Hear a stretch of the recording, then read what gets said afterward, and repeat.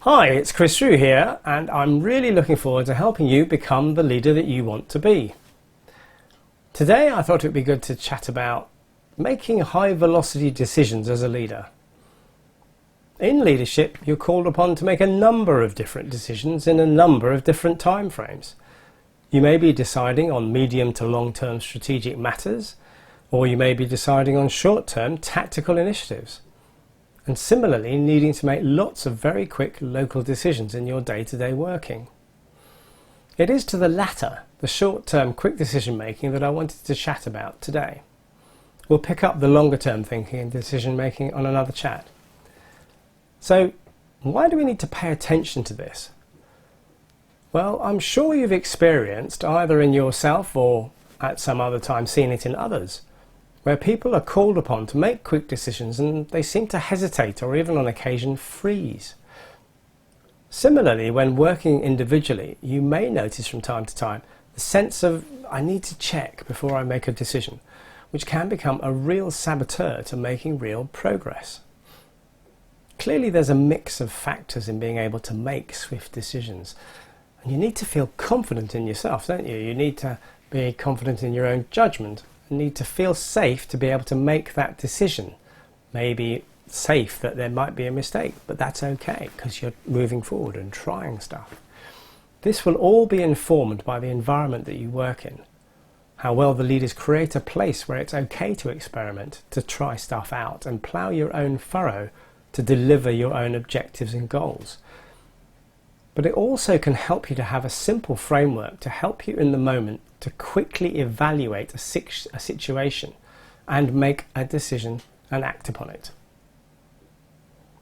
Great leaders recognize that prevarication and hesitation is anathema to progress and achievement of your goals. Indeed, there is a well-known quote in a letter to shareholders that was published by Jeff Bezos of Amazon's fame. He referred to a simple mantra of disagree but commit. In the letter, Bezos says, this phrase will save a lot of time. If you have conviction on a particular direction, even though there's no consensus, it's helpful sometimes to say, look, I know we disagree on this, but will you gamble with me on it? Disagree and commit? By the time you're at this point, no one can know the answer for sure, and you'll probably get a quick yes. I disagree and commit all the time. We recently greenlit a particular Amazon Studios original. I told the team my view. Debatable whether it would be interesting enough, complicated to produce, the business terms aren't that good, and we have lots of other opportunities. They had a completely different opinion and wanted to go ahead. I wrote back right away with, I disagree and commit, and hope it becomes the most watched things we've ever made. Consider how much slower this decision cycle would have been if the team had actually had to convince me rather than simply get my commitment. This is not about disagreeing with the proposal in discussion per se. It is about enabling all parties to share their observations and, in the light of the advice given one way or another, being able to make an informed decision and, crucially, commit to helping deliver that decision, whether it is in your favour or not. Of course, this can apply outside work as well as in it. And I'm sure you can think of times when you've vacillated upon matters and no decision is made for ages. I can. So, building on this concept, I also wanted to share with you this simple framework that was created by US Air Force Colonel John Boyd. He was a pilot and obviously was called upon to make very quick decisions in aerial combat, and hence he came up with this model. After analysing the success of the American F-86 fighter plane, comparing it with that of the Soviet MiG-15. Although the MiG could climb and turn better, the American plane won more battles because, according to Boyd, the pilot's field of vision was far superior. This improved field of vision gave the pilot a clear competitive advantage, as it meant that he could assess the situation better and faster than his opponent.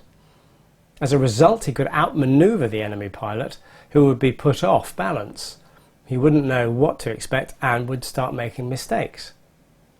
Well, success in business often comes with being able to see what others can't, to be one step ahead, and at the same time being prepared to react to what they do. In this volatile, uncertain, complex, ambiguous and high-speed market that you know that we all experience now, VUCA I think is the term that you may well have heard, we need to be able to sense and respond quickly to it to keep pace with this changing environment. This has therefore some useful applications for modern business leaders. It's known as OODA loops, OODA, and the model outlines this 4-point decision loop that supports quick and effective proactive decision making. The 4 stages are: number 1, observe. Collect the current information from as many sources as practically possible. Point 2, orientate, if you like. Analyze this information and use it to update your current reality. Point 3, decide. Determine a course of action. And then 4, crucially, act on your decision. Act. Follow through on your decision. This is a continual loop. You continue to cycle through the OODA loop by observing the results of your actions, seeing whether you've achieved the results you intended, reviewing and revising your initial decision, and moving to your next action. This is the ultimate feedback loop in action. Observing and orienting correctly are key to successful decision making.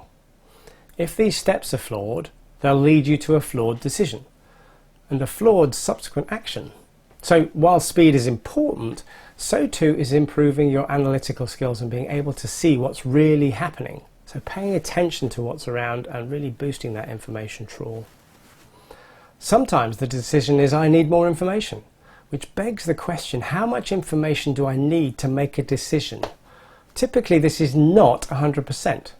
For example, I just need to know my budget and my direction and I can get on and start commissioning this project.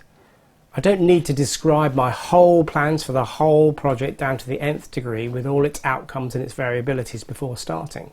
I'd never start. Can you imagine doing that in a plane attack when you're coming under attack from an incoming missile? I'll just put the plan together, see what oh bang, that's it. So let's look more closely at what each stage involves. Stage 1, observe. So at this initial point in the loop, you should be on the lookout for current and new information. What's changed? And need to be aware of any unfolding circumstances. The more information you can take in here, the more accurate your perception will be. Like an F-86 pilot with a wide field of vision, you want to capture as much incoming data as possible. 2, orientate. One of the main problems with decision making comes at the orient stage. We all view events in our own way, with our own filters. Our own experiences and perceptions will affect what we see. Orientation is essential, therefore, how you interpret this situation, and it will lead directly to your decision. The quicker you understand what's going on, the better. And if you can make sense of the situation and the environment around you, faster maybe than your competition, then you're going to have an advantage. It's important to remember that you're constantly reorientating. As new information comes in at the observe stage, you'll need to process it quickly, revise your orientation accordingly, and go round again. This is the first half of this phrase, sense and respond, the sense bit. So respond goes to stage 3 really, decide. Observe, orient, 3, decide. Decisions are really your best guesses based upon the observations that you've made and the orientation that you're now using. As such, they should be considered to be fluid, work in progress, as you keep on cycling through the loop. And new suggestions keep arriving. These can trigger your changes to your decisions and your subsequent actions. Essentially, you're learning with a continuous feedback loop as you continue to cycle through the steps. The results of your learning are brought in during the orient phase, which in turn influences the rest of the decision-making process. I'm sure you're getting it by now. Round and round we go. Not forgetting though, that having decided in point 3, then decided in point 4, act. This is a very, very interesting stage that often gets delayed. How often do we hear, well, it was agreed at the meeting, but nothing's happened? Certainly doesn't happen in combat, doesn't it? You haven't got time to wait around. The act stage is where you implement your decision. And it's clearly key, not only in delivering the action, but also in reinforcing for yourself the energy going forward and the commitment that you have the ability to make decisions yourself. So it's reinforcing a positive intent about yourself, creating a virtuous circle of positive value and belief. You recall how good it is to feel like you're really making stuff happen. You can start applying this now. Think about how you are currently operating in the day-to-day. The next time you notice yourself vacillating, apply this process. So number 1, observe. What are the current facts or information and influences in play right now that are causing you, if you like, you to vacillate? Orientate. What does this suggest about the current reality? Do I have the information I need to make a decision? Decide. In the light of this, what can I do now? What's the next step? And 4, act. Follow through on your decision. Follow through on that next step. 5, crucially, loop back to observe. What's changed as a result of your action? Now, if you tell somebody that you're doing this, get somebody involved, like your PA or your team, then you can ask for feedback from the team, how this is being received, how well it's working. This loop can be applied in a number of different ways. And I wonder what you can think of where you could use it. But what you will notice if you do apply it is that you will be able to make quicker decisions. You'll be actively starting to look at your environment with a more positive intention to act. You'll deliver more stuff more quickly. You'll create a feedback loop which helps build your own personal development and motivation, as well as building engagement with others, if you keep on listening and observing the impact of your decisions. By doing that, you will find yourself innovating more and seeking to improve and refine as you go along, which improves the pace. So do let me know how you get on with it. I'd love to hear how it works for you.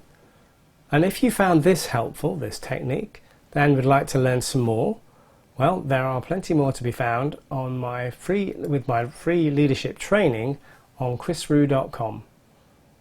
And as I mentioned before, I'm sharing a few of my tools and techniques there that I've picked up over the years, and they will help you become a more resilient and effective leader.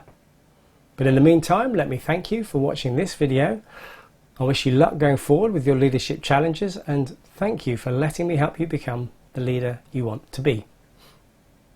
Bye for now.